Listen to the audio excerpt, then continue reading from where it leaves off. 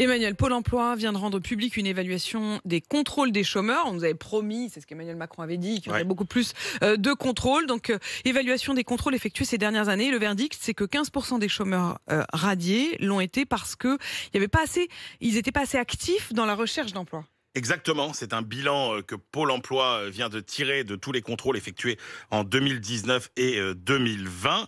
Et donc, ce bilan, c'est quoi? C'est d'abord que la moitié des inscrits contrôlés sont effectivement en recherche active d'emploi. Ensuite, sur l'autre moitié, il y a un tiers des personnes qui ne recherchent pas d'emploi, mais qui ont de bonnes raisons de ne pas le faire, notamment des raisons de santé. Beaucoup sont en arrêt maladie, par exemple. Et puis, pour ceux qui, effectivement, n'étaient pas en arrêt maladie, qui ne cherchaient pas, il y a eu un petit coup de booster qui fait que finalement le contrôle, ils se sont dit non, allez, on va se remobiliser, on va rechercher du travail. Et au final, les radiations concernent 15% des personnes contrôlées sur la période. Ça fait quand même un demandeur d'emploi sur 7. Si vous transposez ça au nombre total de chômeurs, ça signifie qu'il y a à peu près 340 000 chômeurs sur 2,4 millions qui abuserait, entre guillemets, un peu du système.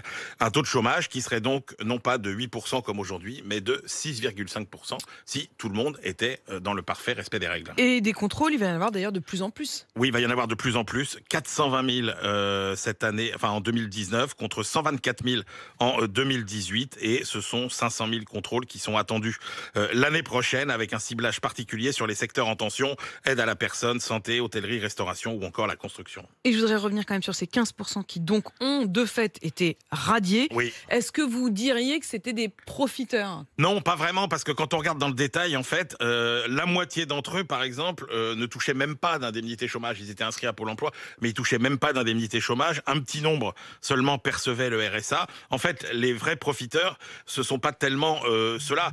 Ceux qui vont vraiment être pénalisés, c'est suite à la validation hier par le Conseil d'État de la partie la plus discutée de la réforme de l'assurance chômage. Vous savez, le calcul moins avantageux du fameux salaire journalier de référence pour décourager l'abus de l'alternance, vous savez, de contrats courts et de périodes de chômage.